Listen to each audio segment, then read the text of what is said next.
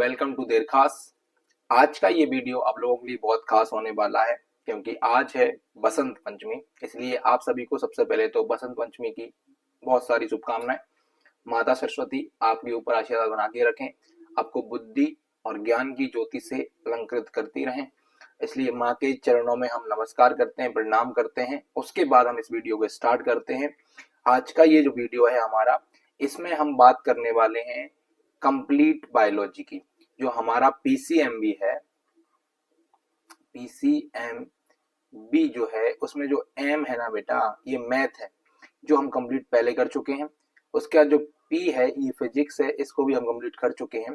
तो हमारे पास यहाँ पे केमिस्ट्री और यहाँ पे बायोलॉजी बचा हुआ था, जिसमें से हम बायोलॉजी की 5 के 5 चैप्टर आज कंप्लीट करने वाले हैं, जिसमें 11 चैप्टर से लेके 15वें चैप्टर तक का जो सफर है ये हम आज इस वीडियो में तय करेंगे।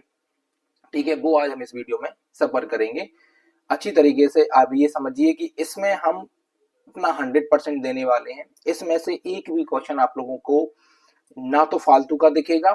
मोस्ट इंपोर्टेंट टॉपिक्स की बात की जाएगी, जो पेपर में आते हैं उन्हीं की बात करी जाएगी, जो पेपर में आने की संभावना है उन्हीं की बात की जाएगी। और मैं गारंटी ले रहा हूँ, आज मैं आप लोगों के सामने गारंटी ले रहा हूँ कि अगर आज की वीडियो आपने कंप्लीट कर ली तो बायोलॉजी का एक भी क्वेश्चन आपसे नहीं छूटेगा। ये तय है, ये तय मान के बैठिए। आप हिंदी मीडियम के हैं कोई फर्क नहीं पड़ता, हिंदी में भी क्वेश्चन लिखा रहेगा। आप इंग्लिश मीडियम के हैं कोई दिक्कत नहीं है, इंग्लिश में भी रहेगा। बस सब्र बना के बैठना है। दोनों ही मीडियम के लिए ये वीडियो अति महत्वपूर्ण होने वाला है।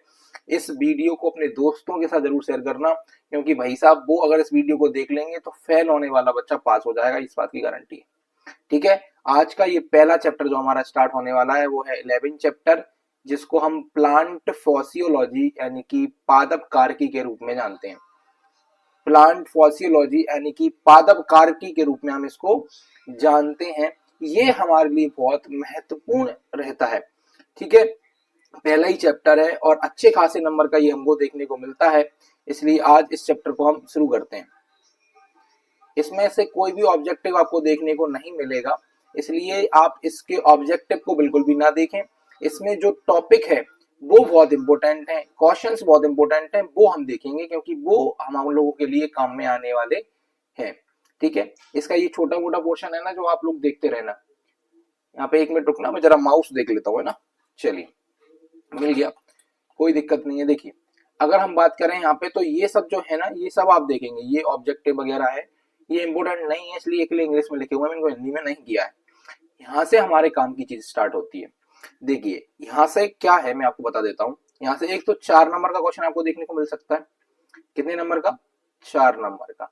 या फिर आप लोगों को देखने को मिल सकते हैं 2-2 नंबर के 2 क्वेश्चन। आजकल क्वेश्चन में एग्जाम पूछने का जो पैटर्न है ना, वो एग्रीकल्चर में थोड़ा सा चेंज हुआ है।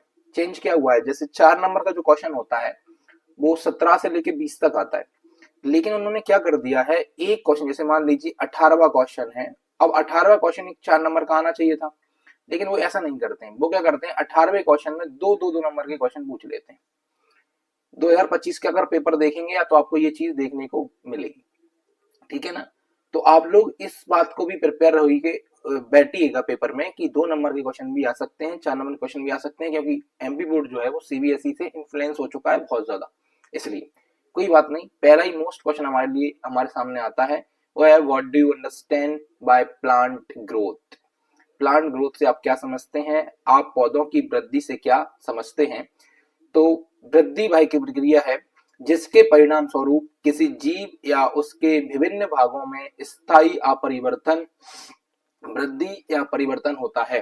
मतलब कि growth is a process which result in permanent arrivals, है ना, elongation, elongated और change in organisms और visit various parts। मतलब भैया सीधी सी बात यह है कि ग्रोथ वो प्रक्रिया है जिसमें प्लांट्स के पौधों में स्थायी रूप से अपरिवर्तन या परिवर्तन होता है। ठीक है ना, इसमें वो बड़ा हो सकता है, छोटा हो सकता है। ठीक है, तो इसी को बोलते हैं ग्रोथ। अच्छा क्वेश्चन था, वार्म अप के लिए अच्छा है। ठीक है, आगे क्वेश्चन पे चलते हैं। अगला क्वेश्चन आप लोगों के लिए है right definition of plants development. पौधे के विकास की परिभाषा लिखिए, है ना। तो right the definition of plant development. ऐसे क्वेश्चन जो होते हैं ना हम छोड़ देते हैं, इनको छोड़ना नहीं है क्योंकि ये क्वेश्चंस रिपीट होने की संभावना बहुत है। इसलिए वृद्धि के दौरान अधिक प्रोटोप्लाज्म बनता है जिससे कोशिकाओं का विभाजन, आकार, आयतन और अंगों का निर्माण होता है। शुष्क भार बढ़ता है, इसे पौधों का विकास कहते हैं। ठीक है। ड्यूरिंग ग्रोथ किसकी बात कर रहे हैं अपन? ग्रोथ के समय की बात कर रहे हैं। During growth more protoplasm is produced with the leads to division of cells, formation of size, volume and organs, dry weight increase. This is called plant development. मतलब सीधी सी बात यह है कि जब प्लांट्स का डेवलपमेंट हो रहा होता है उस दौरान प्रोटोप्लाज्म बनता है बहुत ज्यादा, जिससे उसके आकार, आयतन, अंगों के निर्माण में क्या होने लगता है? शुष्क यानी कि ड्राई मैटर बढ़ता है, जिसे अपन कह सकते हैं ग्रोथ होती है, बड़ा प्लांट होने लगता है, उसी के थ्रू ये चीजें हो रही होती हैं। ठीक है, ठीक है। तो यहां तक आपको ये बात समझ में आ गई होगी कि पौधे के विकास की परिभाषा लिखने के लिए अगर हम बात करें तो विकास का मतलब होता है ग्रोथ की जो प्रोसेस होती है उसी की बात की जाती है। ठीक है, आगे बढ़ते हैं। आगे अगर हम देखते हैं तो अगला क्वेश्चन हमको देखने को मिलता है, write 3 names of potometers used to measure the rate of the transpiration. अब ध्यान सुनना, यहाँ पे एक शब्द आया है ट्रांसपिरेशन और potometers used to measures their result, जो रेट है उसकी ट्रांसपिरेशन के रेट को मेजर करने के लिए है। ठीक है, अब समझने की कोशिश करिएगा क्वेश्चन क्या है। क्वेश्चन ये है कि बाष्प उत्सर्जन की दर को मापने के लिए उपयोग किए जाने वाले 3 पोटोमीटर के नाम लिखिए।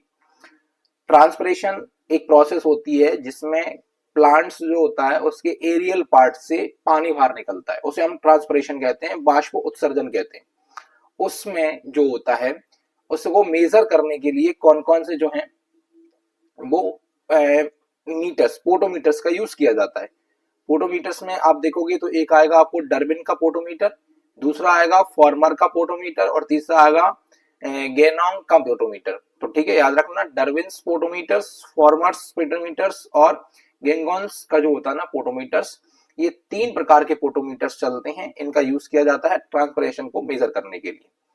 ठीक है, अगला क्वेश्चन हमारे पास है, write the names of 2 types of respiration. अब देखिए ये क्वेश्चन 2024 का पूछा हुआ है। अब मैं आपसे बोल रहा हूं ना कि 2-2 नंबर में 2 क्वेश्चन 2024 में पूछ लिए गए, इसलिए बहुत जरूरी है कि आप छोटे छोटे क्वेश्चन को भी लेके चलें। तो 2 प्रकार के श्वसन के नाम लिखिए। तो श्वसन के 2 प्रकार ही होते हैं, दोनों आपको बताएं, ऑक्सी श्वसन और अनऑक्सी श्वसन। ये सब बहुत अच्छे तरीके से कंप्लीट हो जाएंगे अभी। तो टाइप ऑफ रेस्पिरेशन की अगर बात करें तो ऑक्सी रेस्पिरेशन है और अनऑक्सी रेस्पिरेशन आपको देखने को मिलता है। इसके अलावा अगला क्वेश्चन था, right the definition of transpiration. The process of water passing out from the surface of a plant of leaf. मतलब ट्रांसपिरेशन क्या होता है, तो बाष्पीकरण की परिभाषा लिखिए। तो पौधे या पत्ती की सतह से पानी के बाहर निकलने की प्रक्रिया को क्या कहते हैं? ट्रांसपिरेशन कहते हैं। और इसके अलावा आप ऐसा भी लिख सकते हैं, the water come out from the plants aerial parts is called transpiration. पौधे के वायवीय भागों से पानी का बाहर निकलना क्या कहलाता है? बाष्पीकरण कहलाता है। ठीक है, याद रखना इन चीजों को, आप लोगों के लिए बहुत इंपॉर्टेंट है और आप लोगों के काम भी आने वाले हैं। ये क्वेश्चन रिपीट होने की फुल संभावना है। देखो अब आपको एक सीख देखना लेना चाहिए, वो ये है कि ये 2 क्वेश्चन जो है, अगर मैं आपसे बात करूं तो ये अलग से क्वेश्चन बनने लायक नहीं है, ये हम लोगों ने पहले से याद कर रखे हैं, कहीं डिफरेंस में कहीं कहीं पे याद किए हो, अब वहीं से क्वेश्चन अलग बन जाता है। जैसे अभी हम शॉर्ट क्वेश्चन याद करेंगे ना बेटा, ये आप लोगों के लिए बहुत इंपॉर्टेंट होंगे। जैसे हम शॉर्ट क्वेश्चन याद करेंगे तो आपको याद रखना कि इनका अगर छोटा वर्जन आता है तो हम कैसे लिखेंगे। क्वेश्चन बाहर नहीं जाएगा, मैं गारंटी दे रहा हूँ। बस इन शॉर्ट क्वेश्चन को अच्छी तरह से पढ़िए और ये समझने की कोशिश करिए कि अगर क्वेश्चन छोटे 2 नंबर में आ गया तो हमको क्या करना है। बड़ा क्वेश्चन हो सकता है, उसको छोटा भी पूछ सकता है वो, इसलिए बहुत जरूरी है आप ऐसे समझें इन चीजों को। अब यहाँ से आप लोगों के लिए बहुत इंपॉर्टेंट क्वेश्चन स्टार्ट होने वाले हैं, तो बिल्कुल ध्यान से सुनिएगा। पहला ही क्वेश्चन है, what do you understand by photosynthesis? Write the chemical equation। Question same वही हिंदी में आएगा कि आप प्रकाश संश्लेषण से क्या समझते हैं, रासायनिक समीकरण भी लिखिए। तो देखिए पहले सुन लीजिएगा कि परिभाषा क्या होती है। हरे पौधे सूर्य के प्रकाश की उपस्थिति में CO2 और H2O से कार्बोहाइड्रेट बनाते हैं। इस प्रक्रिया को प्रकाश संश्लेषण कहते हैं। इस प्रक्रिया से ऑक्सीजन एक उत्पाद के रूप में बाहर निकलती है। इसको अगर हम इंग्लिश में देखें तो कैसा आता है, the green plants produce carbohydrate from CO2 and H2O in the presence of sunlight. This process is called photosynthesis. In this process, oxygen released as a by-product. मेरी बात समझिए, आप सीधी भाषा में लिख सकते हैं कि प्लांट के द्वारा CO2 और H2O की मदद से सनलाइट की उपस्थिति में अपने लिए कार्बोहाइड्रेट यानी कि खाना बनाया जाता है। इस प्रोसेस को जो है, इस प्रक्रिया को जो है फोटोसिंथेसिस के नाम से हम जान रहे होते हैं। अब इसका जो मैं बताता हूं आप लोगों को, इसका इक्वेशन जो है यही अगर आपने याद कर लिया तो आपको इसकी डेफिनेशन अलग से याद करने की जरूरत नहीं पड़ेगी। समझिएगा ध्यान से। जैसे ये दिख रहा है ना, ये है CO2 यानी कार्बन डाइऑक्साइड। ये जो दिख रहा है ये आप लोगों के लिए H2O है। H2O मतलब क्या होता है, वाटर होता है, पानी। देखो हिंदी और इंग्लिश मीडियम वालों के लिए सेम इक्वेशन है, इसलिए मैंने दोनों को बीच में लिख दिया है ना। अब देखो ये जो है ना C6H12O6, ये है आप लोगों का कार्बोहाइड्रेट यानी कि भोजन, और ये है ऑक्सीजन जो बाय प्रोडक्ट के रूप में निकल के आई। ठीक है, तो आप लोगों को याद रखना है CO2 एनवायरमेंट से लेता है, H2O बाय रूट से लेता है। इन दोनों की मदद से सनलाइट की उपस्थिति में, सनलाइट की प्रेजेंस में क्लोरोफिल की हेल्प से अपने लिए खाना बनाते हैं। इसमें जो है ऑक्सीजन बाय प्रोडक्ट के रूप में निकल के आती है। इस प्रक्रिया को जो है फोटोसिंथेसिस कहते हैं। ठीक है, तो याद रखना 6CO2 plus 6H2O dash C6H12O6 plus 6O2, O2 के 6 मॉलिक्यूल्स बाहर निकल के आते हैं। सनलाइट और क्लोरोफिल की प्रेजेंस रहती है। ठीक है चलिए, बहुत मोस्ट क्वेश्चन था बेटा, ये हल्के मत लेना इसको, ये बहुत ज्यादा मोस्ट क्वेश्चन था, इसको याद रखना। ठीक है, अगला क्वेश्चन आता है, explain any 3 stages of plant growth. Plant growth की 3 स्टेजेस के नाम लिखिए। तो पहली स्टेज का नाम है सेल डिवीजन, दूसरी का नाम है सेल एंगलिंगेशन, सेल डिफरेंशिएशन। ये आप अगर हिंदी में देखना चाहें तो आपको हिंदी में देखने को मिलेंगी, कोशिका विभाजन, कोशिका विस्तार और कोशिका विभेदन। ठीक है, मैं पहले इंग्लिश में हिंदी में समझ लेते हैं। भाई हिंदी वालों को थोड़ा सब्र नहीं रहता, उनको ऐसा मेरे पे विश्वास नहीं है, हिंदी वाले स्टूडेंट्स को मेरे ऊपर विश्वास नहीं है। उनको ऐसा लगता है कि सर सिर्फ इंग्लिश मीडियम वालों के टीचर है, हिंदी वालों से उनको ले लेते। भैया मुझे सबसे ज्यादा प्यार हिंदी वालों से, मैं चाहता हूं कि हिंदी मीडियम के स्टूडेंट्स ज्यादा अच्छा करें, क्योंकि अब हिंदी जो है वो खत्म होती जा रही है। लेकिन इंग्लिश में पढ़ाना हमारी मजबूरी है, क्योंकि हमारे पास जो बच्चे हैं, चाहे वो चैनल पे हों, चाहे वो ऑफलाइन में हो, चाहे मेरे स्कूल में हो, सब जगह इंग्लिश मीडियम के बच्चे ज्यादा हैं, इसलिए हम इंग्लिश में लेके आते हैं। वो उन बच्चों की शिकायत भी हमको सुनने को मिलती है। लेकिन हिंदी वालों आप टेंशन मत लो, आप लोगों के लिए हर वीडियो में हिंदी रहती है। ठीक है ना, और आगे जितनी भी वीडियो आएंगी सब में आप लोगों के लिए हिंदी रहेगा। MPPAT की तैयारी में आप लोगों को हिंदी में ही करवाऊंगा, टेंशन मत लो। ठीक है, तो कोशिका विभाजन की अगर हम बात करें, कोशिका विभाजन क्या है, तो मेरिस्मेटिक्स जो कोशिका हमको बताया ना, 2 प्रकार के टिश्यू होते हैं, परमानेंट और मेरिस्मेटिक। तो जो मेरिस्मेटिक टिश्यूज होते हैं उनकी कोशिकाओं में लगातार माइटोसिस द्वारा, माइटोसिस एक प्रोसेस होती है जो ग्रोथ के लिए जिम्मेदार होती है, मतलब ऐसा सेल डिवीजन जो ग्रोथ के लिए होता है। माइटोसिस द्वारा नई कोशिकाएं बनती हैं, जिससे कोशिकाओं की संख्या बढ़ती है। ठीक है ना, जिससे विभाजन होता जाता है। और मियोसिस एक प्रोसेस होती है जो सिर्फ रिप्रोडक्शन ऑर्गन्स में बनती है, वहां उसको नहीं पढ़ना है, माइटोसिस को याद रखना है।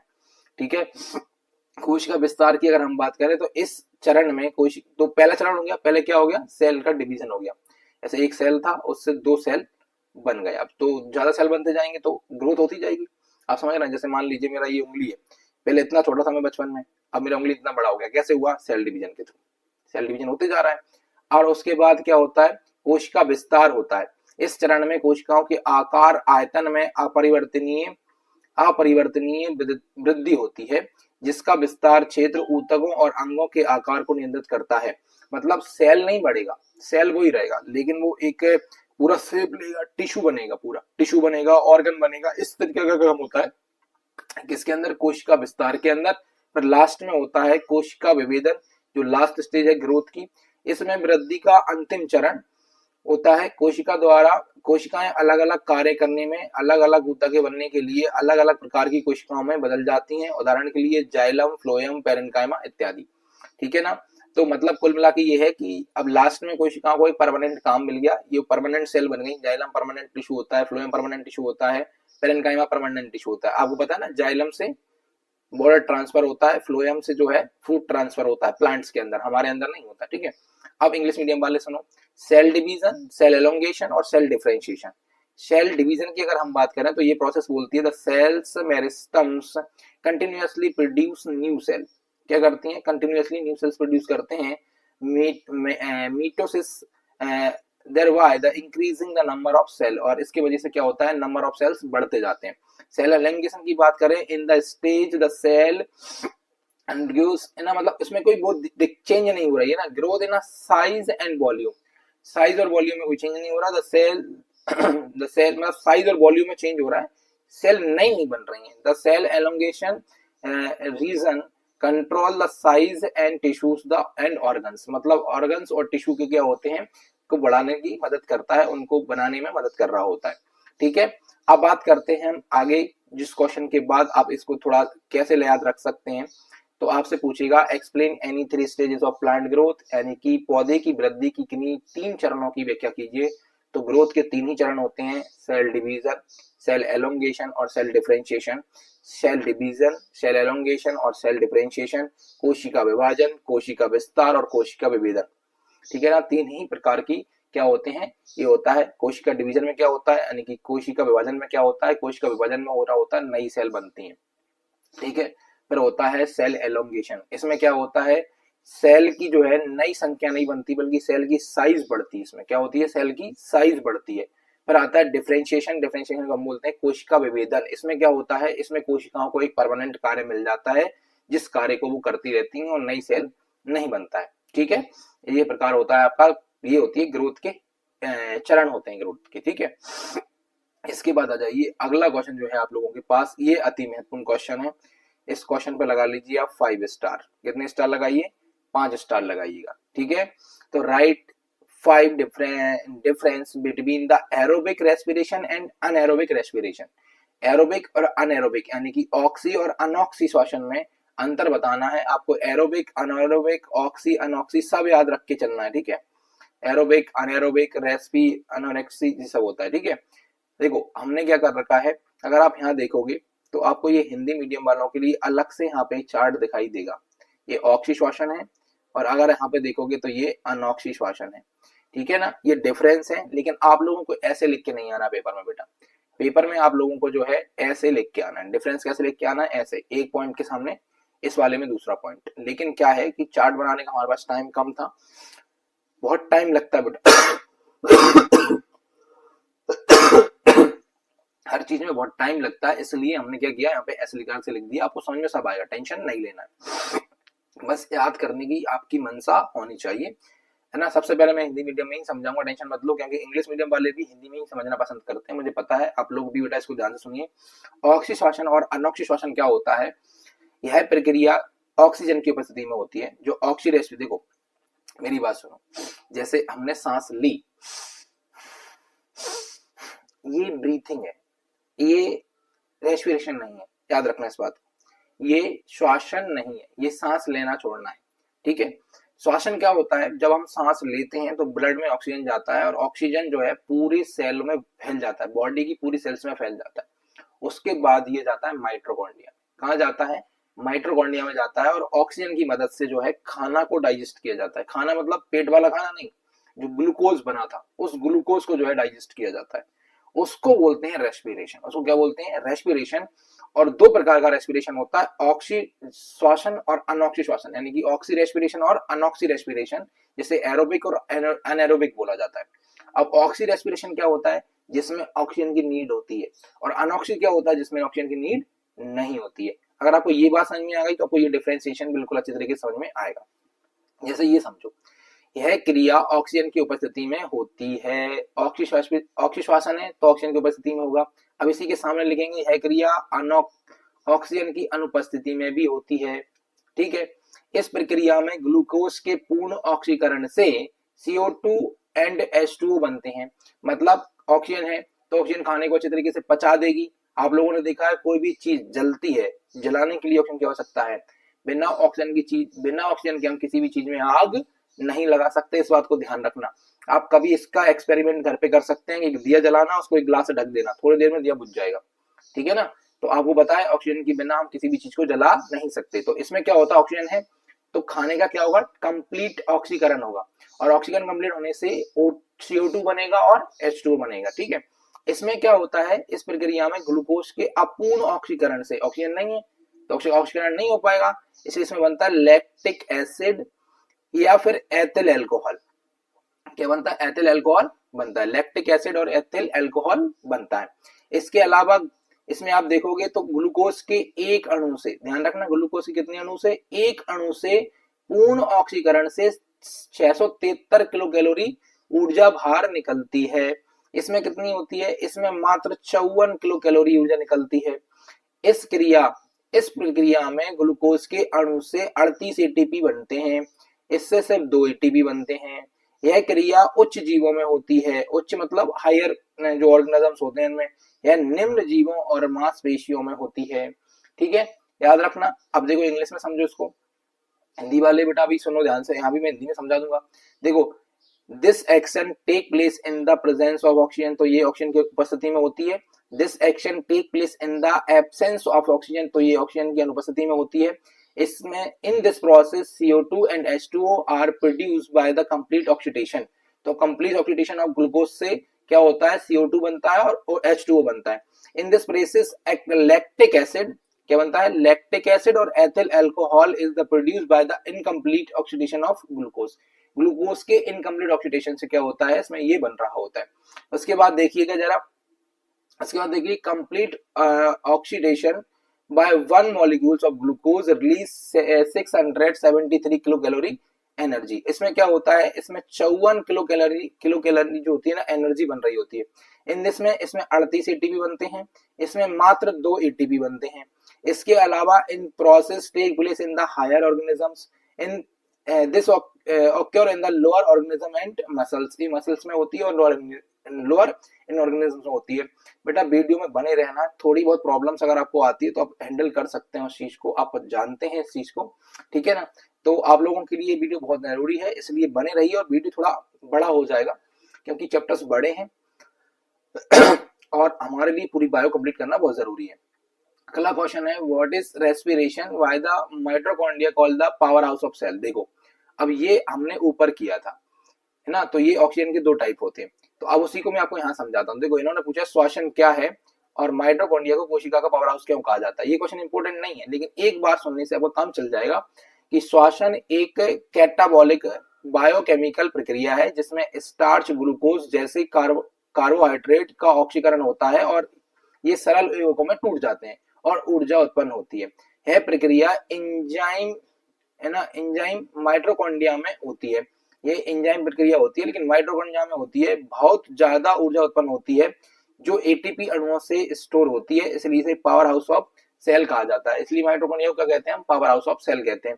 यही आप लोगों को इंग्लिश मीडियम वालों को भी ध्यान रखना है कि जो प्रोसेस होती है ये माइटोकॉन्ड्रिया के अंदर हो रही है, इसलिए इसको क्या बोलते हैं, इसलिए हम इसको बोलते हैं पावर हाउस ऑफ सेल। ये क्वेश्चन इंपोर्टेंट नहीं है, इसलिए हम इस पर ज्यादा टाइम वेस्ट नहीं करेंगे। आगे चलते हैं, हमारा क्वेश्चन आता है, क्वेश्चन है write the difference between diffusion and osmosis. Osmosis और डिफ्यूजन के बीच में हमको क्या लिखना है, डिफरेंस लिखना है भाई साहब, बहुत जरूरी है और बहुत इंपॉर्टेंट है, ठीक है ना। तो पहले हम इसको हिंदी में समझ लेते हैं, फिर हम इसको इंग्लिश में बात कर रहे होंगे। सबसे पहले समझिए, ये है आप लोगों का डिफ्यूजन, क्या है डिफ्यूजन, और ये है आप लोगों का ऑस्मोसिस। अब मैं आप लोगों को इसके हिंदी नाम भी बता देता हूँ। ऑस्मोसिस को जो है, देखिए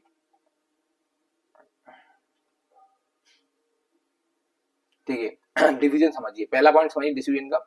यह प्रक्रिया जो है जिसमें सॉल्यूट के कण अपने आप ज्यादा गाढ़े घोल से कम गाढ़े घोल की ओर बहते हैं, इसे डिफ्यूजन कहते हैं। समझ रहे हो बात को, वह प्रक्रिया जिसमें सॉल्यूट के कण अपने आप ज्यादा गाढ़े घोल से कम गाढ़े घोल की ओर बहते हैं, इसे डिफ्यूजन कहते हैं। अब इसको आराम से समझिए कि डिफ्यूजन वह प्रक्रिया होती है जिसमें में अणु ज्यादा सांद्रण से कम सांद्रता की ओर बहते हैं, ठीक है, ज्यादा सांद्रता से कम सांद्रता की ओर बहते हैं तो भी काम चल जाएगा। इसमें देखो, इसमें क्या हो जाएगा, है प्रक्रिया जिसमें सॉल्वेंट के कण कम गाढ़े घोल से ज्यादा गाढ़े घोल की ओर सेमी पेमरेबल मेम्ब्रेन, इस नाम को याद रखना, सेमी पेमरेबल मेम्ब्रेन, इसे अर्ध परागम झिल्ली भी कहते हैं। क्या कहते हैं, अर्ध परागम झिल्ली के जरिए बहते हैं, उसे ऑस्मोसिस कहते हैं। उसे क्या कहते हैं, उसे ऑस्मोसिस कहते हैं, है ना, ठीक है। अगला पॉइंट देखिए, इस प्रक्रिया के लिए सेमी पेमरेबल मेम्ब्रेन की आवश्यकता नहीं होती है। सेमी पेमरेबल मेम्ब्रेन का मतलब क्या है, अर्ध परागम झिल्ली की आवश्यकता नहीं होती है। इसमें देखोगे तो इस प्रक्रिया के लिए सेमी पेमरेबल मेम्ब्रेन यानी कि अर्ध परागम झिल्ली की जरूरत होती है। इसके अलावा तीसरा पॉइंट देखो, इस प्रक्रिया की गति हमेशा एक जैसी होती है। इस प्रक्रिया की गति शुरुआत में तेज, शुरू में ज्यादा होती है लेकिन बाद में धीमी हो जाती है।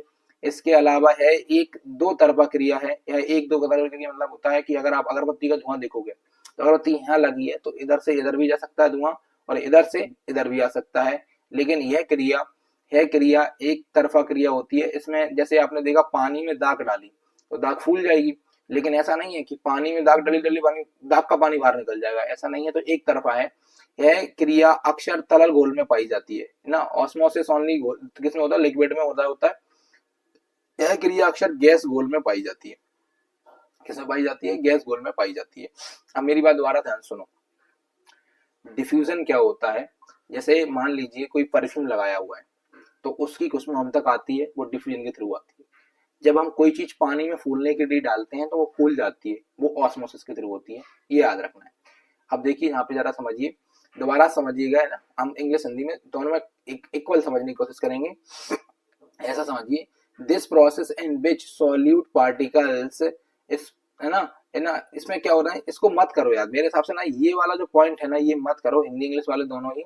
इसकी बजाय आप लोग क्या करो, एक डायरेक्ट पॉइंट याद रखो कि the tendency of molecules, the tendency of molecules, है ना, जिसमें क्या हो रहे हैं, वो बह रहे हैं किस तरफ, कम से ज्यादा की तरफ, तो वो हो गया ऑस्मोसिस। कम से ज्यादा की तरफ बहेंगे तो ऑस्मोसिस, और ज्यादा से कम की तरफ बहेंगे तो वो क्या हो जाएगा, डिफ्यूजन।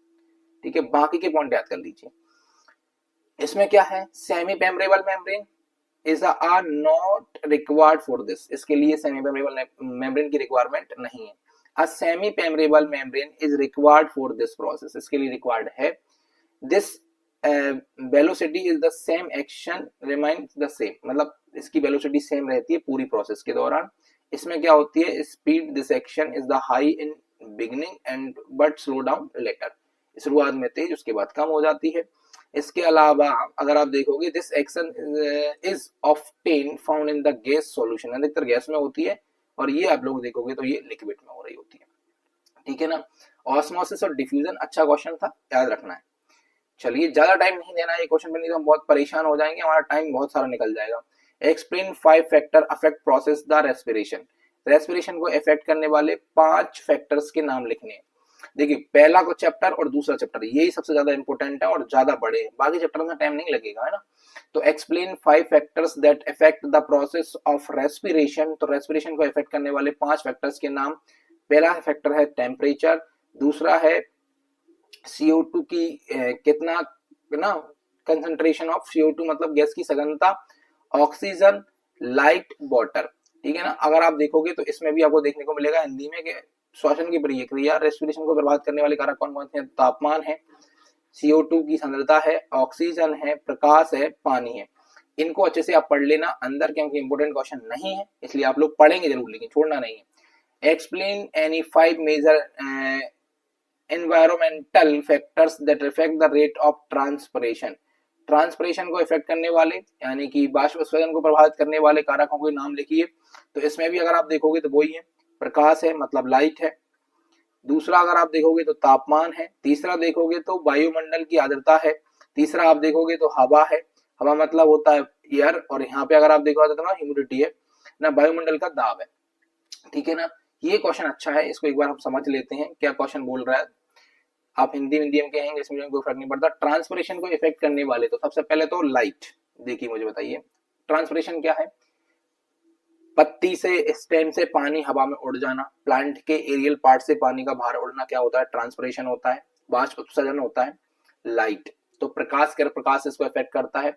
तो पानी, आपको पता है प्रकाश यानी कि रंध्र या स्टोमेटा जो होते हैं वो लाइट से ही खुलते हैं। जैसे ही स्टोमेटा खुलेगा पानी बाहर निकलेगा, यानी कि जितनी ज्यादा लाइट होगी ट्रांसपिरेशन उतना ज्यादा होगा। टेम्परेचर की बात करें तो बिल्कुल टेम्परेचर जितना ज्यादा होगा, तापमान जितना ज्यादा होगा, ट्रांसपिरेशन की रेट उतनी ज्यादा होगी, है ना। इसके अलावा एटमॉस्फेयर ह्यूमिडिटी, यानी कि ह्यूमिडिटी ज्यादा होगी तो ट्रांसपिरेशन की रेट कम हो जाएगी, क्योंकि पहले से ही नमी ज्यादा है बाहर, तो नमी ज्यादा होने की वजह से पानी बाहर कम निकलेगा प्लांट्स में, है ना। इसलिए ह्यूमिडिटी ज्यादा होने पर क्या होता है, ट्रांसपिरेशन की रेट कम हो जाती है, डिक्रीज हो जाती है, देखिए ट्रांसपिरेशन डिक्रीज। इसके अलावा अगर हम बात करें विंड, हवा तेज होने पर क्या होता है, ट्रांसपिरेशन की रेट भी तेज हो जाती है। एटमॉस्फेरिक प्रेशर की अगर बात करें, इसे बोलते हैं वायुमंडलीय दाब। तो अगर दाब ज्यादा है ना, दाब ज्यादा है तो ट्रांसपिरेशन क्या होता है ना, तो दर कम हो जाती है उसकी, है ना। जैसे यहाँ पे दिया है इन्होंने कि पहाड़ों पर हवा का दाब कम होता है, इसलिए वहां पर वाष्पीकरण की दर भी अधिक होती है। जब हवा का दाब बढ़ता है तो दर कम हो जाती है। मतलब अगर एयर प्रेशर ज्यादा है, एटमॉस्फेरिक प्रेशर ज्यादा है तो ट्रांसपिरेशन की रेट कम होगी, लेकिन अगर ट्रांसपिरेशन प्रेशर कम है तो ट्रांसपिरेशन की रेट क्या हो जाएगी, ज्यादा हो जाएगी। पहाड़ों पर ज्यादा होती है और मैदानी क्षेत्रों में ये कम होती है, इस बात को समझना है, ठीक है। अगले क्वेश्चन की तरफ चलते हैं। What do you understand by the plant hormones, right any force it's characteristics. अच्छा क्वेश्चन है, याद रखना है, इस क्वेश्चन को हम अच्छे समझने वाले हैं कि प्लांट हार्मोन्स क्या होते हैं और इसके फैक्टर्स के लिखिए। तो ये सबसे पहले आप लोगों को बताता हूँ। आप प्लांट हार्मोन मतलब पादप हार्मोन से क्या समझते हैं, इसकी कोई 4 विशेषताएं लिखिए, ठीक है। तो प्लांट हार्मोन यानी कि यहाँ पे आप लिख सकते हैं पादप हार्मोन्स ऐसे जटिल ऑर्गेनिक पदार्थ जो पौधों में खास जगहों पर बनते हैं और ट्रांसपोर्ट टिश्यूज के जरिए पौधे के अलग अलग हिस्सों पर पहुंचते हैं। इन्हें ग्रोथ या डेवलपमेंट से जुड़ी एक्टिविटीज कंट्रोल करते हैं, उन्हें प्लांट हार्मोन्स कहते हैं। तो ऐसे पदार्थ जो प्लांट के अलग अलग हिस्सों में बनते हैं और ट्रांसपिरेशन के थ्रू, यातायात के थ्रू कहीं कहीं पहुंच जाते हैं और ये प्लांट्स की ग्रोथ को, एक्टिविटीज को कंट्रोल करते हैं, उन्हें प्लांट हार्मोन्स कहते हैं। इनके कैरेक्टरिस्टिक्स यानी कि इनकी विशेषताओं की अगर बात करें तो एक जटिल ऑर्गेनिक पदार्थ होते हैं, इनकी बहुत कम मात्रा में जरूरत होती है, बहुत कम मात्रा में, देखो डाइजेशन के लिए बहुत कम चाहिए, है ना। लेकिन ये हमारे लिए सोचने समझने की शक्तियां होती है ना, ये सबके लिए जरूरी होते हैं। यह जड़ों और पत्तियों के सिरों पर बनते हैं। ये कहाँ बनते हैं, पत्तियों की टिप्स और रूट्स की टिप्स पे बन रहे होते हैं। यह फ्लोएम के जरिए पौधे के शरीर में एक जगह से दूसरी जगह पर जाते हैं। किसके जरिए ग्रो फ्लो करते हैं, किसके जरिए जाते हैं, फ्लोएम के थ्रू जाते हैं। ग्रोथ के अलावा यह बीजों के अंकुरण, फूलने, सुस्ती, बुढ़ापा आदि के लिए असरदार होते हैं। मतलब इनके थ्रू ही किसी इंसान प्लांट का बुढ़ापा आता है, उसका बीज बनता है, और सब कुछ हार्मोन से ही हो रहा है, ये सब जानना आप, है ना। आप लोग जो दिल का काम समझते हैं ना, किसी पे आ जाता है, दिल में कुछ नहीं होता, ये सब हार्मोन्स के ही काम होते हैं, इसलिए आपको इसको समझना पड़ेगा, ठीक है। जैसे अगर हम यहाँ पे बात करें तो आपको पता ही है, such a complex organic substance कैसे होते हैं, कॉम्प्लेक्स ऑर्गेनिक सब्सटेंस होते हैं are formed the specific phase in a plants reach the different plants of the plants through the transport tissue and the control their growth and development, है ना। Example के लिए उन्होंने दिया है ऑक्सिन और जिबलिन, है ना। इसके कैरेक्टरिस्टिक्स देख लेते हैं, फीचर्स देख लेते हैं, काम देख लेते हैं क्या होते हैं।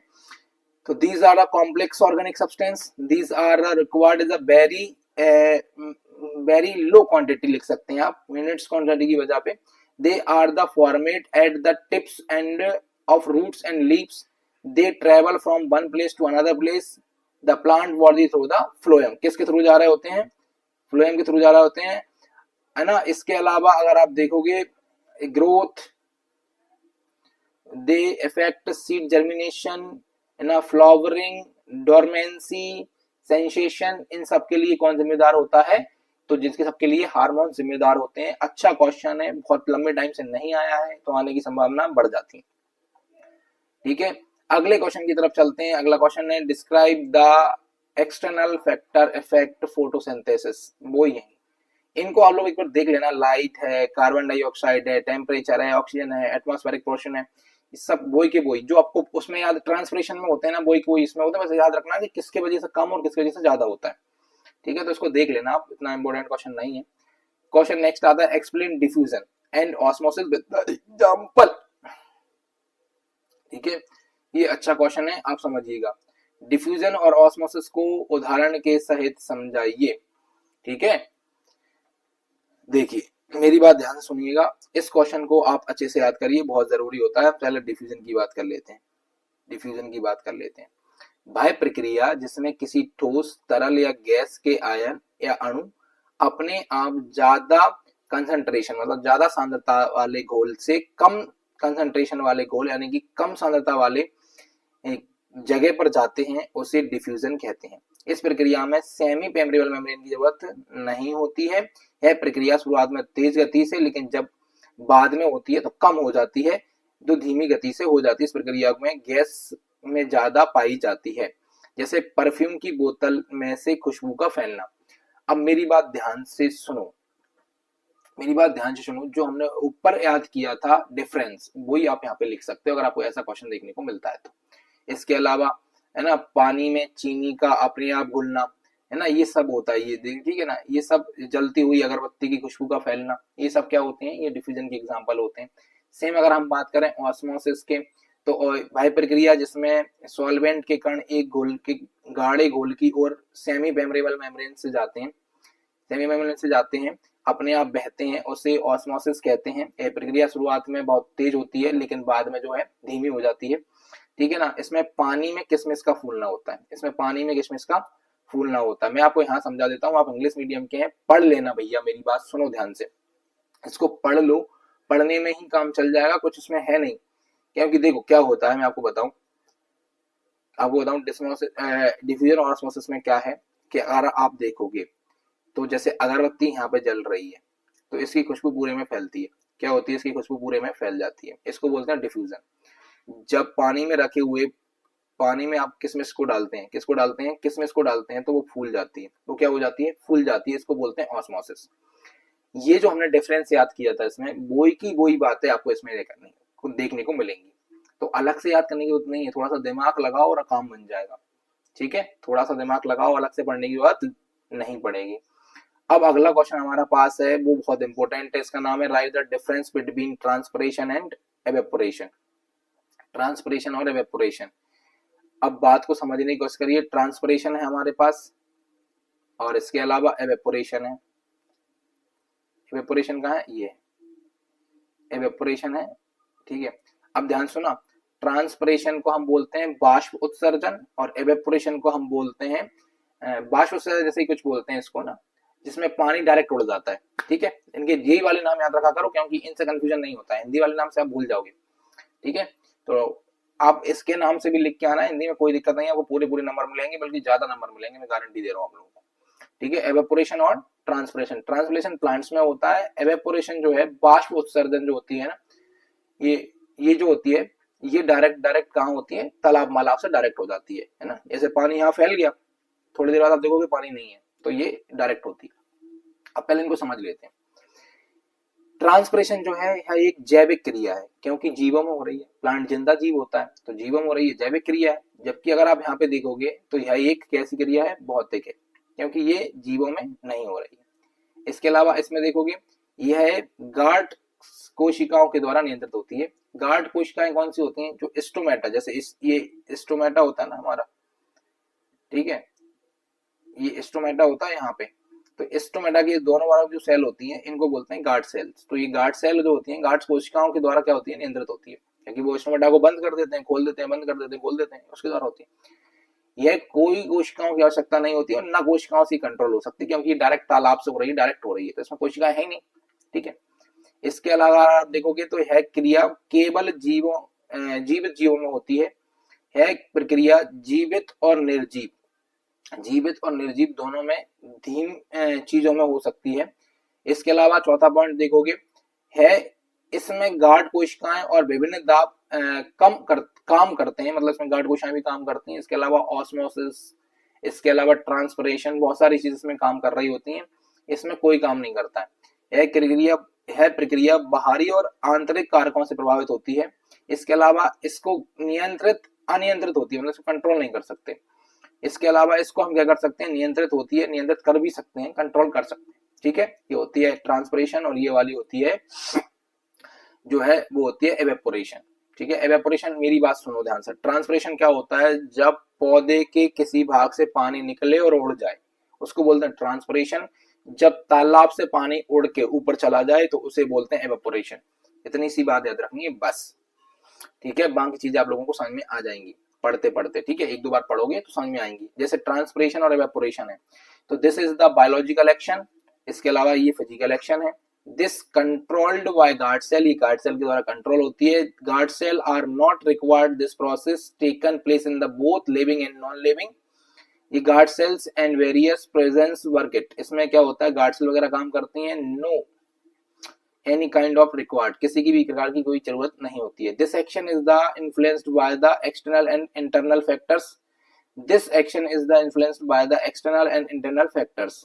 इसके अलावा this action is controlled, this action is uncontrolled, ये कंट्रोल नहीं होती है। काफी समय हो गया भैया और हमने काफी क्वेश्चंस देखे हैं, मेरी बात ध्यान से सुनना। ये सबसे ज्यादा इंपॉर्टेंट चैप्टर था और ये सबसे ज्यादा जरूरी भी है, इसलिए इसको थोड़ा आराम आराम से समझने की कोशिश करना। इसी सबसे बड़ा यही है, इसके अलावा कुछ बड़ा नहीं है, ठीक है। ये प्लांट ग्रोथ वाला क्वेश्चन है, इसको छोड़ दो, कोई दिक्कत नहीं है। अगला क्वेश्चन आप लोगों को पता ही है, फोटोसिंथेसिस और रेस्पिरेशन में डिफरेंस है। देखो ये है फोटोसिंथेसिस और ये है रेस्पिरेशन। हमने दोनों चीज अच्छी तरीके से पढ़ रखी है, प्रकाशेशन और श्वासन। मैं आप लोगों को यहाँ पर भी पढ़ा देता हूँ, पहले हिंदी में समझ लेंगे फिर हम इसको इंग्लिश में समझेंगे। प्रकाश संश्लेषण और ये हमारा श्वासन, नीचे वाले पॉइंट्स किसके हैं, श्वासन के हैं। इनको आप आमने सामने लिख लेना, ठीक है।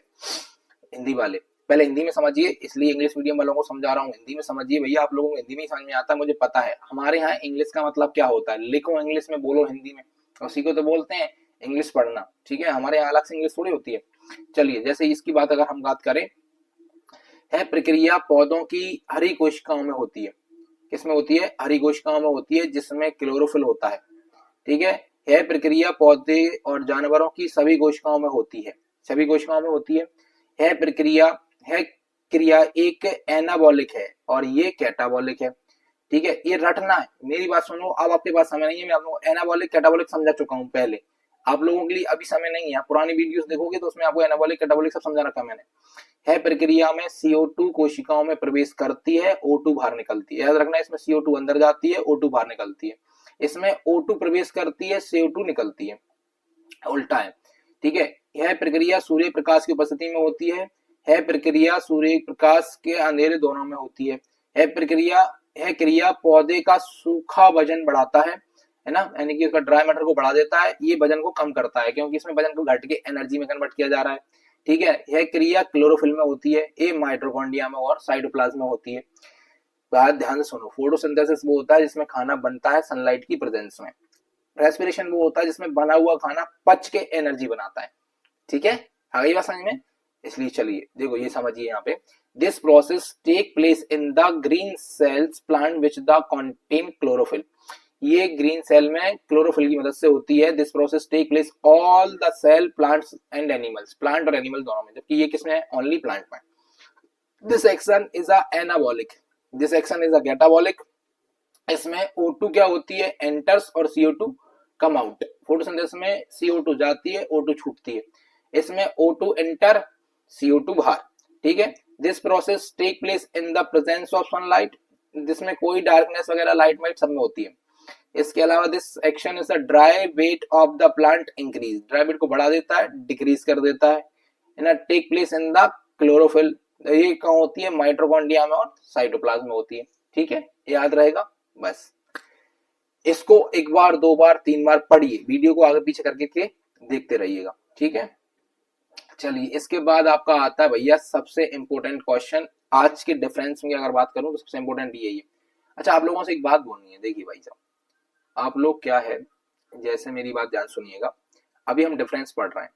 जैसे हमने क्या पढ़ा, हमने पढ़ा ये फोटोसिंथेसिस यानी कि प्रकाश संश्लेषण और श्वसन पढ़ा, लेकिन उसने अकेला इतना पूछा कि श्वसन क्या होता है, फिर क्या करोगे, फिर क्या करोगे। तो मेरी बात ध्यान सुनो भैया, इसलिए तो मैं आपको डिफरेंस पढ़ा रहा हूँ कि डिफरेंस आने की संभावना ज्यादा है। अगर डिफरेंस नहीं आता है तो फिर क्या आएगा, एक क्वेश्चन में से आ जाएगा, तो आप लोग क्या करोगे, आप लोग जो मैंने डिफरेंस में आपको सिखाया है ना, जो हमने डिफरेंस में पढ़ा है वो ही लिख के आना है, point by point, point by point भी लिख के आओगे तो भी सही जाएगा, और उसको अगर एक सेंटेंस मतलब एक पैराग्राफ बना के लिख के आओगे तो और तो मजा ही आ जाएगा, तो पूरे नंबर्स मिलेंगे। ठीक है, तो लेकिन उसमें सिर्फ एक ही लिखना, प्रकाश संश्लेषण पूछा है तो प्रकाश संश्लेषण यानी कि फोटोसिंथेसिस ही लिखना है, फिर रेस्पिरेशन मत लिखना। ठीक है, ऐसे ही यहाँ पे आपको एक क्वेश्चन मिलेगा ट्रांसपिरेशन और रोटेशन। जैसे मेरी बात सुनो, ट्रांसपिरेशन क्या है, ये जब लाइट होती है ना, जब लाइट होती है तो लाइट में क्या हो जाता है, इसको बाष्प उत्सर्जन बोलते हैं। क्या बोलते हैं, बाष्प उत्सर्जन, और रोटेशन इसको बोलते हैं बिंदु स्त्रावन। क्या बोलते हैं, बिंदु स्त्रावन। ये आप लोगों की किताबों में बिंदु स्त्रावन के नाम से होगा हिंदी वालों। अब मेरी बात ध्यान सुनो, क्या होता है जब हम प्लांट लगा है, प्लांट है, अब प्लांट्स दिन में घाम आ रहा है, धूप आ रही है, तो प्लांट से पानी निकलता है बाहर, उसे बोलते हैं ट्रांसपिरेशन। लेकिन जब धूप नहीं होती है और प्लांट को अपना पानी बाहर निकालना है ना, अनप्योर वाटर बाहर निकालना है, तब वो क्या करता है, मार्जिन, जैसे पत्ती है तो पत्ती की यहाँ पे मार्जिन के थ्रू पानी को बाहर निकालेगा, उसे बोलते हैं रोटेशन। ठीक है, तो इसको हम डिफरेंस के थ्रू अच्छी तरीके से समझेंगे, पहले हिंदी में समझो इसको, हिंदी में बहुत जरूरी होता है। देखो इसे हम ऐसा कर लेते हैं एक साथ, देखो ट्रांसपिरेशन इसका मतलब होता है बाष्प उत्सर्जन, गोटेशन, गोटेशन का मतलब होता है, गोटेशन का मतलब होता है एवेपोरेशन, सॉरी बिंदु स्त्रावन। ठीक है, अब सुनना है, यह प्रक्रिया आमतौर पर दिन में होती है, फोटोसिंथेसिस दिन में होता है रात में या फिर बहुत सुबह, जल्दी सुबह, है ना। है प्रक्रिया स्टोमेटा, क्यूटिकल और लेंटिकल्स के जरिए होती है प्रक्रिया पानी के छिद्रों के जरिए होती है। इसमें पानी भाप के रूप में निकलता है, इस प्रक्रिया में पानी बूंदों के रूप में निकलता है, इसे बिंदु स्रावन के नाम से इसको जानते हैं। यह प्रक्रिया में निकलने वाला पानी शुद्ध होता है, इस प्रक्रिया में निकलने वाला पानी शुद्ध नहीं होता है, यानी कि अशुद्ध होता है। यह एक नियंत्रित प्रक्रिया है जिसको कंट्रोल किया जा सकता है। यह क्रिया खास परिस्थितियों में होती है, डेली का काम नहीं है, कभी होगी जब इसके लिए एनवायरमेंट सुटेबल होगा तब होती है। ठीक है, इंग्लिश वाले भी इसको सुनेंगे ध्यान से। This process usually take place during the day, ये दिन में होती है। This is done at a night और इन अ मॉर्निंग। ठीक है, this take place through the stomata, cuticles, lenticels, इनके थ्रू होती है। This process the water pores, किसके थ्रू होती है, वाटर पोर्स और मार्जिन्स, मार्जिन्स का भी नाम याद रखना। In this water comes out from the vapour, भाप के रूप में निकलती है, इनमें क्या होता है, ड्रॉप्स के रूप में निकलती है। In this the process the emitted water is the purified, purified होता है, इसमें क्या होता है, अनप्योर वाटर होता है। This is the regular component है, डेली होती है, पानी डेली के डेली निकलता है। This action is the take place under the special circumstance, यानी कि स्पेशल कंडीशंस। ठीक है, तो ये होती है ट्रांसपिरेशन और ये होती है रोटेशन। मेरी बात समझ में आ रही है, चलिए आगे चलते हैं। आप लोगों के लिए चैप्टर बहुत बड़ा और बहुत इंपॉर्टेंट है। पौधे में ऑस्मोसिस का महत्व लिखिए, छोड़ो इसको, क्वेश्चन को ज्यादा इंपॉर्टेंट नहीं है। ठीक है, ये भी छोड़ो, ये भी क्वेश्चन क्या है, write the definition of the transpiration and rotation. भाई साहब अभी ऊपर पढ़ाया है वो ही है। ठीक है, इस क्वेश्चन को आप लोग याद कर लेना। ठीक है, ये वाला क्वेश्चन आप लोग हिंदी इंग्लिश दोनों में याद करना है। देखिए यहाँ पे दिया है, ये देखिए ट्रांसपिरेशन, रोटेशन वगैरह ये यहाँ दिया हुआ है, ये इंग्लिश में दे रखा है और ये आप लोगों के लिए हिंदी में दे रखा है। ठीक है, तो इसको देख लेना और अच्छी तरीके से याद कर लेना। ठीक है, ये आप लोग आराम से याद कर सकते हैं, कोई दिक्कत नहीं है। अब हमारा नया चैप्टर स्टार्ट होगा। यहाँ पे इस चैप्टर का नाम है स्टडीज ऑफ फैमिलीज। ठीक है ना, स्टडीज ऑफ फैमिलीज यानी कि पादप कुलों का अध्ययन। क्या है, पादप कुलों का अध्ययन है। इसमें आप लोगों को ज्यादा टाइम नहीं लगेगा, जल्दी से काम हो जाएगा। इंपोर्टेंट चैप्टर है पादप कुलों का अध्ययन यानी कि स्टडीज ऑफ फैमिलीज। देखिए इसमें ऑब्जेक्टिव आएंगे, लेकिन आपको ऑब्जेक्टिव को जरूरत नहीं पड़ेगी क्योंकि मैं आप लोगों को यहाँ से डायरेक्ट याद करवा दूंगा। पहली बात, ऑब्जेक्टिव बहुत रेयर केस में ही आता है। ठीक है, इसमें हम कुछ ही क्वेश्चंस को याद करेंगे, सब क्वेश्चंस को याद नहीं करेंगे। ये हमारा चैप्टर कौन सा स्टार्ट हो गया, 12वां चैप्टर स्टार्ट हो गया भैया, 12वां। ठीक है, टाइम भी बहुत होता जा रहा है, जल्दी जल्दी करना है हमको, पूरी वीडियो देखनी है बेटा, किसी भी कंडीशन में नहीं तो ये मान लो कि पछताओगे। पहला ही क्वेश्चन है हमारे पास, write the any distinctive features to identify the Gramineae family. Gramineae family को आइडेंटिफाई करने की कैरेक्टरिस्टिक्स लिखने हैं, ये बहुत इंपॉर्टेंट है। क्वेश्चन लिखिए, ग्रेमनी कुल की पहचान के लिए कोई 3 विशिष्ट विशेषताएं लिखिए। आप लोगों को पता है ग्रेमनी क्या होता है, अब मैं आप लोगों को पहले इसको पढ़ने से पहले आपको बता देता हूँ, ग्रेमनी फैमिली जो है, ग्रेमनी को हम ग्रेमनी ही पढ़ते हैं हिंदी इंग्लिश में, और पोएसी के नाम से भी इसको जानते हैं। इसको पहचान के क्या लक्षण है, तो इसकी पत्तियां जो होती हैं वो काफी लंबी होती हैं। जैसे गेहूं की पत्ती देखी हमने, बहुत लंबी मिलेंगी, मक्का की पत्ती लंबी मिलेगी, ज्वार की पत्ती लंबी मिलेगी, पतली और लंबी होती है। जैसे इसको फाड़ते हैं तो ये बीच में से फटती हुई चली जाती है। गन्ना की पत्ती होती है लंबी और ऐसे ही फाड़ते हुए, ये इसकी पहचान का लक्षण है, हम पहचान सकते हैं। लेकिन लिखना ऐसा नहीं है, लिखने के लिए हमारे पास कुछ विशेषताएं होनी चाहिए। तो हम समझते हैं कि आमतौर पर पौधे वार्षिक और बारहमासी होते हैं। अधिकतर पौधे इसके कैसे होते हैं, वार्षिक होते हैं और बारहमासी होते हैं। वार्षिक का मतलब क्या है, एक सीजन में कंप्लीट होने वाले, जैसे गेहूं की फसल को हम ठंडों में निपटा लेते हैं, है ना। बारहमासी मतलब, बारहमासी का मतलब होता है जैसे कि गन्ने की फसल जो 12 महीने तक चलती है। तना कैसा होता है, तना सीधा और मोटा होता है। फूल आमतौर पर उभयलिंगी होते हैं तथा, लेकिन कुछ पौधों में भी एक लिंगी भी होते हैं, छोटे और अस्पष्ट होते हैं। परिदल पुंज में 2 से 3 छोटे मसल सल्कों या लेंडिकुल्स द्वारा दर्शाया जाता है। पुंकेसर 3, कभी कभी 6 या इससे कम या 2 एक चक्र में होते हैं, 2 या 1 चक्र में होते हैं। ये लिखना है और ये याद भी करना है, ठीक है। थोड़ा अटपटा सा क्वेश्चन है लेकिन याद करना है भैया, बहुत जरूरी है, समझिए। Usually the plants are annual and perennial, ठीक है। These stems vertical and thick, vertical लंबा और मोटा होता है। Flowers are usually bisexual, flowers are कैसे होते हैं, बाइसेक्सुअल होते हैं, दो लिंगी होते हैं। But is the some plants they are unisexual and small and, ये छोड़ दो, यूनिसेलुलर तक लिखो। इसके अलावा perianth represents by the 2 and 3 small fleshy scales में होते हैं, ठीक है। इसके अलावा स्टेमन्स कितने होते हैं, 3, समटाइम्स 6, कभी कभार 6 हो सकते हैं। इसके अलावा 2 या फिर सिंगल चक्र में दिखाई देते हैं, ठीक है। तो ये हमारे वो क्या बोलते हैं इसको, इसके लिए है ग्रेमनी फैमिली की कैरेक्टरिस्टिक्स। हम पहचाने कैसे ग्रेमनी फैमिली का पौधा है, इसको ऐसे पहचान सकते हैं। याद करना है, मैं कुछ क्वेश्चन बता रहा हूँ, एक तो याद करना है।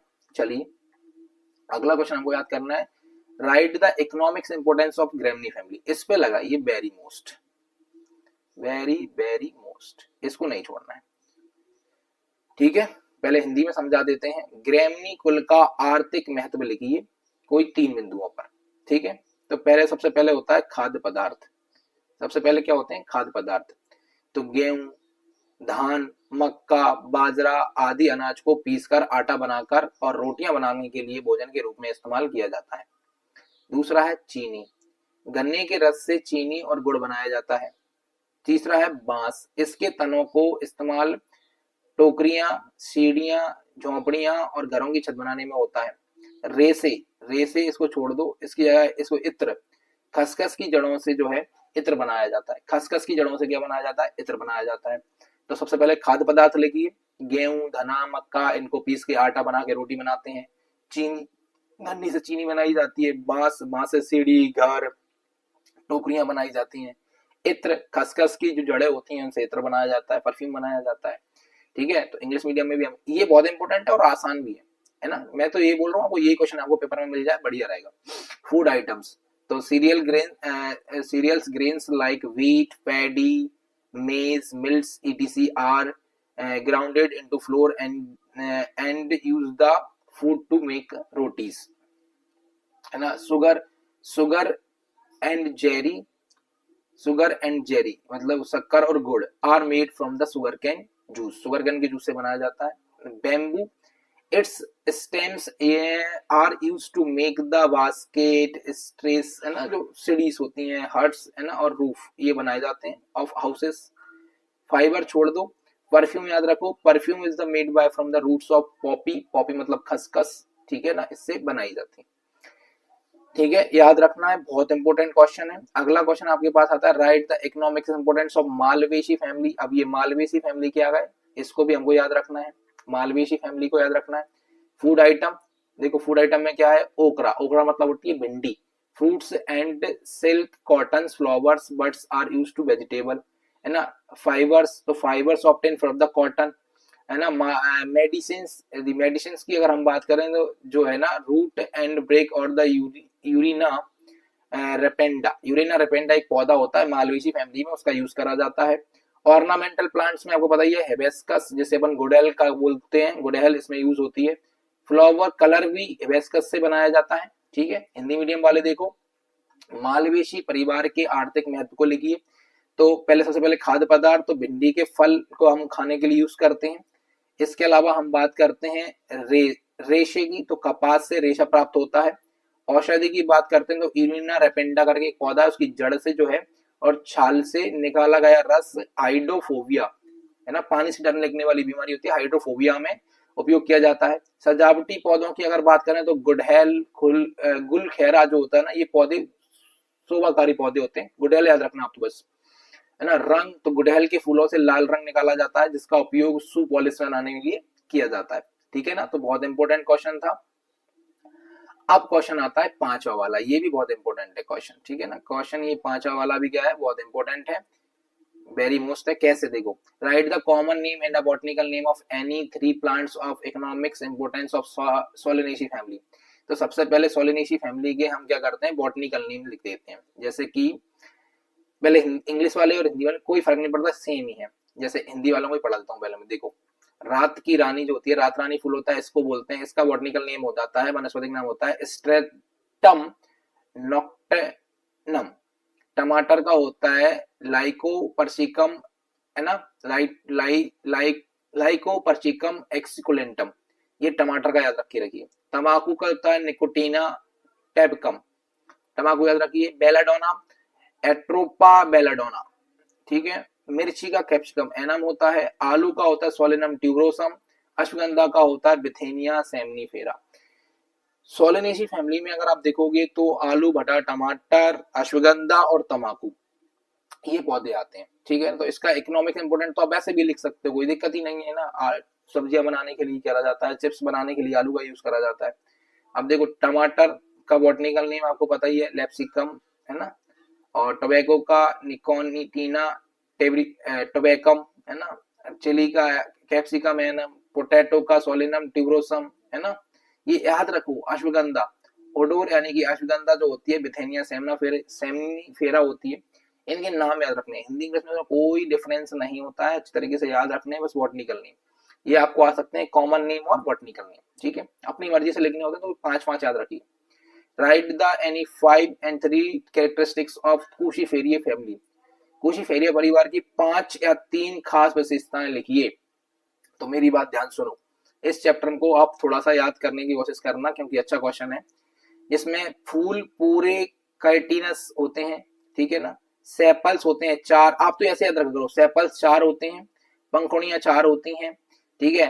पुंकेसर 6 होते हैं, ठीक है ना, जिसमें भारी चक्र छोटे और भीतरी चक्र में 4 बड़े में होती हैं।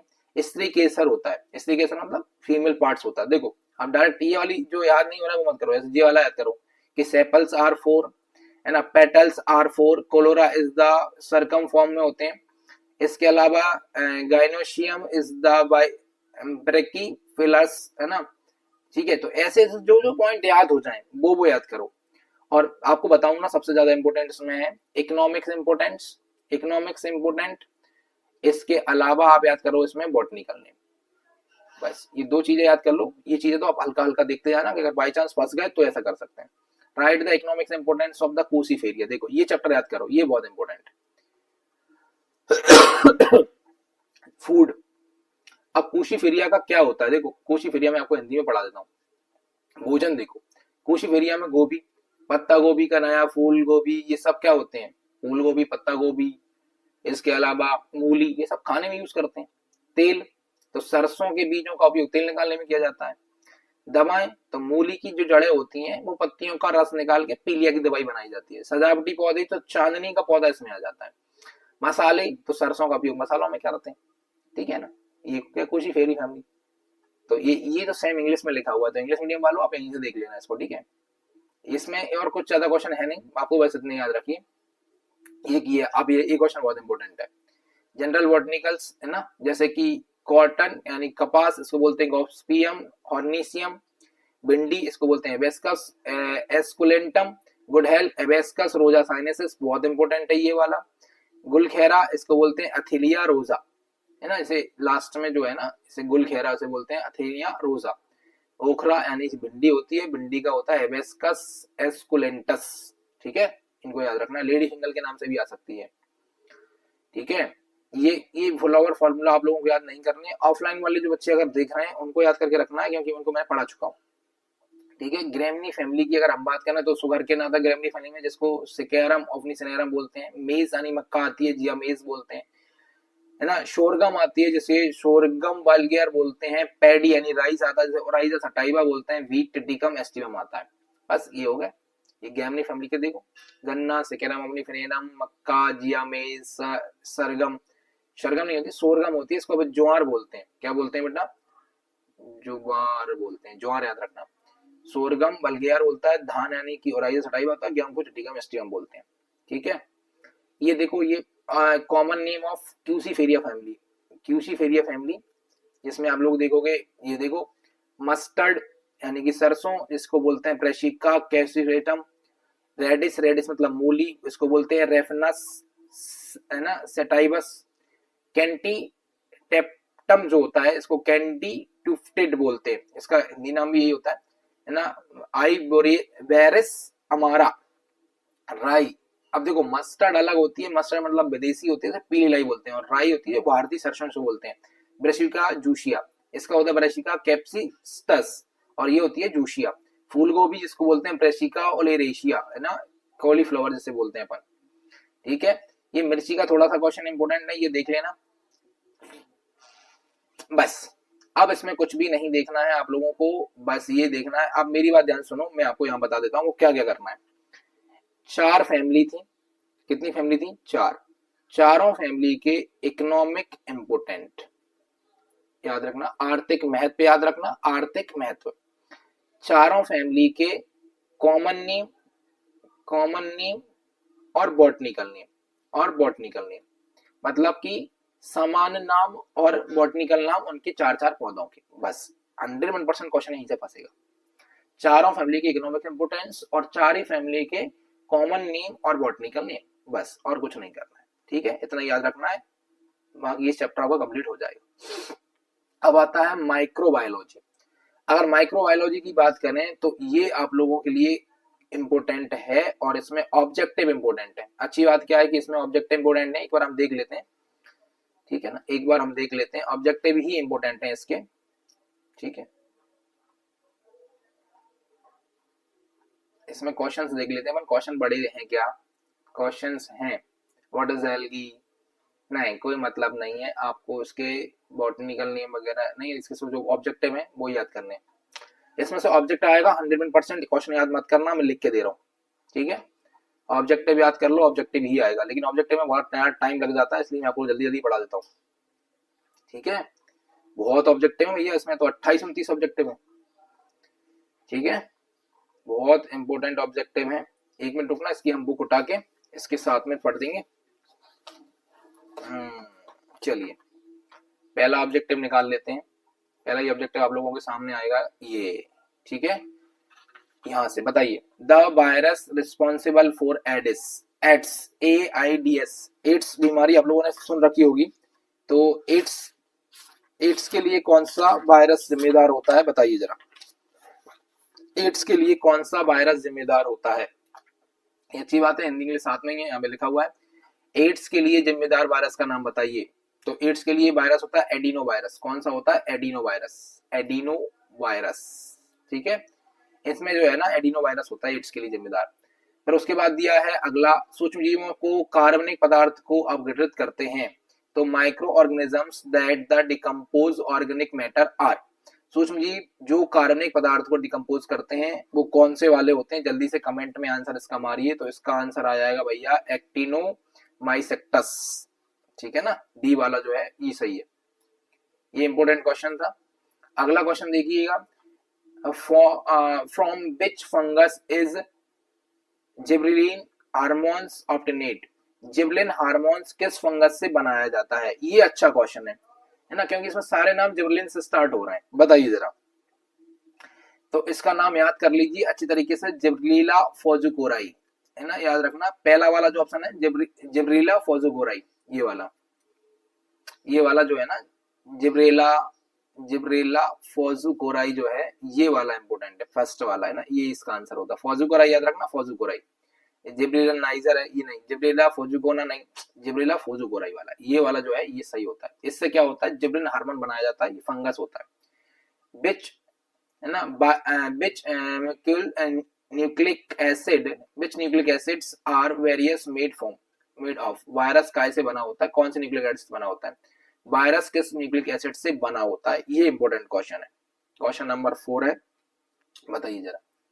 देखो इसका आंसर होता है डीएनए या आरएनए और प्रोटीन। देखो डीएनए प्रोटीन या फिर आरएनए प्रोटीन, एक कुछ होता है, डीएनए आरएनए दोनों साथ में नहीं होते, ठीक है, इसलिए डी वाला ऑप्शन इसका आंसर सही हो जाएगा, ये डी वाला। Blue green algae are called, इनको हम बोलते हैं साइनोबैक्टीरिया। क्या बोलते हैं, साइनोबैक्टीरिया, ठीक है। अगला क्वेश्चन हमारे पास है the nature of virus, virus का नेचर कैसा होता है, जल्दी से आंसर देना है इसका। इसका आंसर हो जाएगा भैया नॉन लिविंग पार्टिकल्स होते हैं। क्या होते हैं, नॉन लिविंग पार्टिकल्स होते हैं, जीवित नहीं होते हैं। वायरस जिंदा नहीं है, याद रखना, वायरस लिविंग नहीं होता है, इस बात को याद रखना भैया, नॉन लिविंग पार्टिकल्स होते हैं। इसके बाद अगला क्वेश्चन हमारे पास आता है विच of the following algae is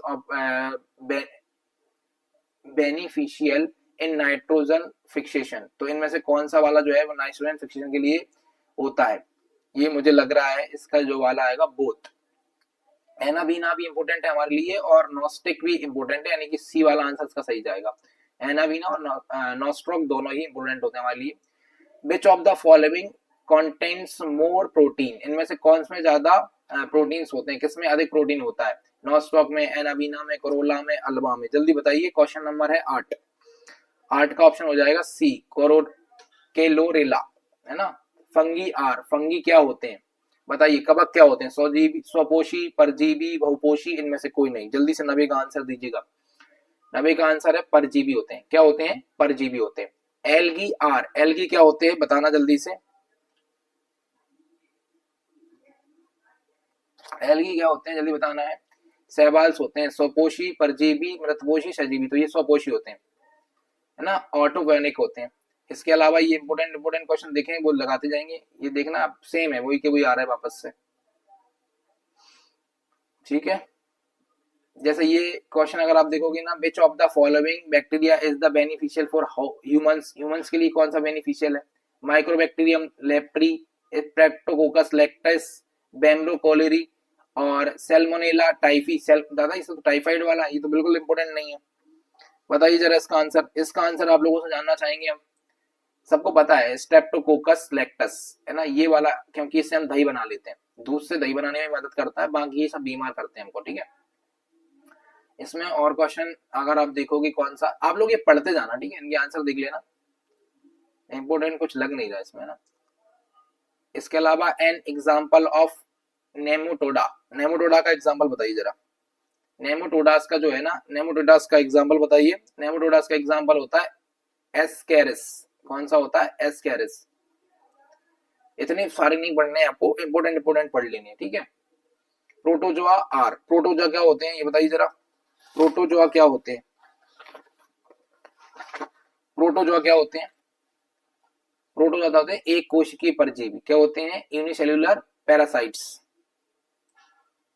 इसके अलावा ये छोड़ दो, cyanobacteria are called algae, blue green algae, ये याद रखना है ना, ब्लू ग्रीन एल्गी बोलते हैं। साइनोबैक्टीरिया को क्या कहते हैं, नील हरित शैवाल कहते हैं भैया। इसके अलावा बायोबैक्टीरिया जो वायुमंडलीय नाइट्रोजन को फिक्स कर देता है, बैक्टीरिया, तो एजेक्टोबैक्टर। इसके अलावा एस्टिफ्लोकोकस, स्टेप्टोकोकस और सभी क्या है बताइए जरा, अकेला एजेक्टोबैक्टर ही है, ठीक है ना, राइजोमियम वगैरह होते हैं तो वो इसमें नाम नहीं है हमारे साथ। The genetic material of the virus, ये हबियाल ऊपर पूछा था वापस से आ गया, है ना। वायरस का जेनेटिक मटेरियल क्या होता है, डीएनए या आरएनए, केवल आरएनए, केवल डीएनए नहीं, डीएनए या आरएनए, ठीक है। बताइए कर्ड बनाने के लिए कौन सा जिम्मेदार है, इन्होंने पूछा है। दही बनाने के लिए कौन सा बैक्टीरिया भाग लेता है, स्ट्रेप्टोकोकस लैक्टिस, ये वाला, ठीक है, यही वाला होगा। एक मिनट चेक करने दो, नहीं यार इसमें नहीं दिया लैक्टो, अच्छा जी दोनों हैं, लैक्टोबैसिलस और स्ट्रेप्टोकोकस, दोनों दोनों दोनों, ठीक है, सही बात है, दोनों भैया, एक अकेला थोड़ी है, दोनों है। सी वाला देखना बोथ, है ना, लैक्टोबैसिलस और स्ट्रेप्टोकोकस लैक्टिस, ये दोनों ही क्या होते हैं, दही बनाने के लिए जिम्मेदार होते हैं। जिबलीला फोजुगराइस ऑप्टिनेट, तो ये तो फंगस है ना, कौन से वाले फंगस से होता है, जिबलिन, उससे क्या करते हैं, जिबलिन हार्मोन्स बनाते हैं। जो ऊपर क्वेश्चन है वही के वही रिपीट हो रहे हैं, ठीक है, बस तरीका पूछने का बदल जा रहा है, तो आप लोग इसको देख लेना। वायरस डिस्कवर बाय लेवेंस्की, लेवेंस्की ने इसको किया था, ठीक है ना। वायरस को किसने खोजा था, इवेंस्की, इवेंस्की करके व्यक्ति हैं, उन्होंने खोजा था इसको, ठीक है।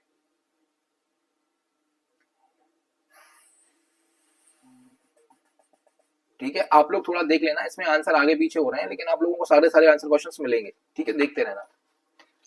अब आते हैं आपके फिल इन द ब्लैंक्स। तो मैं आप लोगों को एक बात बोलना चाहता हूँ कि फिल इन द ब्लैंक्स आप लोग खुद पढ़ लेना यार, क्योंकि जो ऊपर है ना वही के वही फिल इन द ब्लैंक्स यहाँ पे है। तो अभी बहुत सारे हैं तो उसमें टाइम भी लग जाएगा, हमारे पास टाइम कम है, ठीक है, ठीक है। तो आप लोग बाद में देख लेना इसको। देखो शैवाल होते हैं, शैवालों का जनक कहा जाता है, शैवाल कोशिका की मृत्यु होती है, एड्स की किसके कारण होता है, ये बात पढ़ चुके हैं ऊपर, है ना।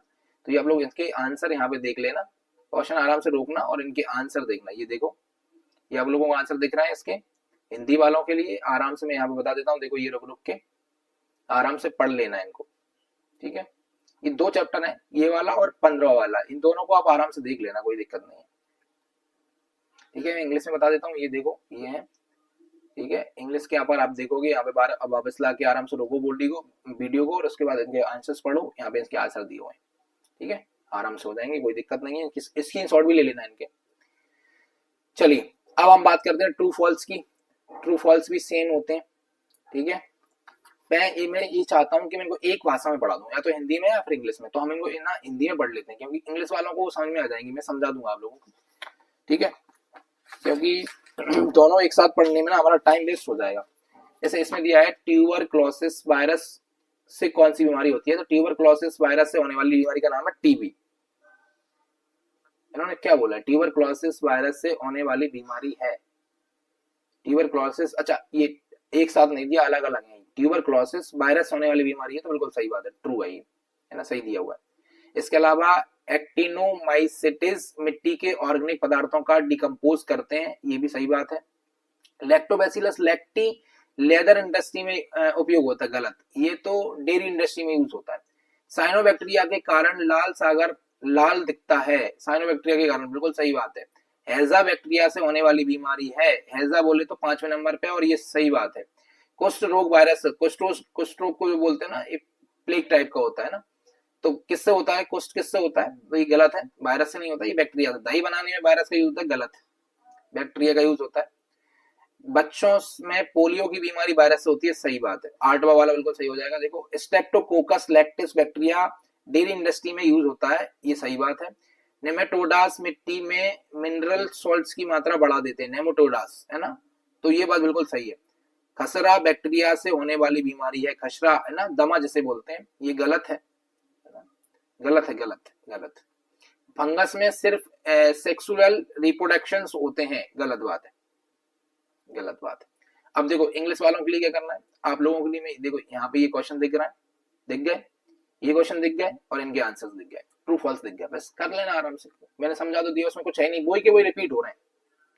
इसके ऑब्जेक्टिव छोड़ दो, इसके ऑब्जेक्टिव आप लोग क्या करोगे, अभी छोड़ दोगे, कोई दिक्कत नहीं है। ऑब्जेक्टिव ज्यादा, ये वाली ऑब्जेक्टिव आप चाहें तो लगा सकते हैं, ये वाली, जैसे कि इसमें जो दिख रहा है ना आप लोगों को, ये वाली ऑब्जेक्टिव चाहें तो लगा सकते हैं। ये हिंदी में भी दी हुई है, ये देखो हिंदी में दी हुई है, ठीक है, क्योंकि हमारे स्कूल का टाइम हो रहा है, अभी हमको जाना पड़ेगा, ठीक है। अब हमारे जो 2 चैप्टर बचते हैं, इसमें बायोलॉजी कंप्लीट नहीं हो पाया है, मुझे पता है, क्योंकि टाइम बहुत ज्यादा हो चुका है और लैपटॉप की बैटरी भी खत्म होने वाली है। तो जो 2 चैप्टर हमारे बचे हैं 14 और 15, हम देख लेते हैं। यहाँ पे देखो 14 15 में आप लोगों को बता देता हूँ। 14 जेनेटिक एंड प्लांट ब्रीडिंग, ये बड़ा चैप्टर है, इंपोर्टेंट है, मोस्ट है, तो इसको हम क्या करेंगे, इसको हम नेक्स्ट वीडियो में डाल देंगे, ठीक है। अभी आप एक साथ इसको करिए, इसके जस्ट बाद आपको वीडियो मिल जाएगी कल के कल 100% 14 और 15 की, ठीक है। तो टेंशन मत लेना, 14 15 की वीडियो मैं आप लोगों को डालूंगा। 15 में से तो ऑब्जेक्टिव आएंगे, कोई दिक्कत नहीं है। इसमें से क्या आएगा ये, और अगर आपको ये जो 13वां चैप्टर है उसके भी क्वेश्चंस की वीडियो एकदम डिटेल में चाहिए तो मैं उसके लिए अलग से वीडियो डाल दूंगा। वीडियो समझ में आया कि नहीं आया, क्या है, सब कमेंट्स में जरूर बताना। और 14 15 की वीडियो लेके आऊं तो किन बातों का ध्यान रखूं वो भी मेरे बता देना इसी वीडियो के कमेंट्स में, जिससे वो वीडियो आप लोगों के लिए अच्छा और ज्यादा उपयोगी हो पाए। ठीक है, बाकी मुझे लगता है कि हमने काफी अच्छा मेहनत किया है। आप लोगों इस वीडियो को बार बार देखें, दोस्तों के साथ शेयर करें, ठीक है, और कमेंट्स में जरूर बताएं कि आपको इनमें क्या और सुधार की जरूरत चाहिए, मतलब क्या दिक्कत है आपको। अगर हिंदी वाले हैं, इंग्लिश वाले हैं, आपको क्या चाहिए बता देना। ठीक है, मिलते हैं नेक्स्ट वीडियो।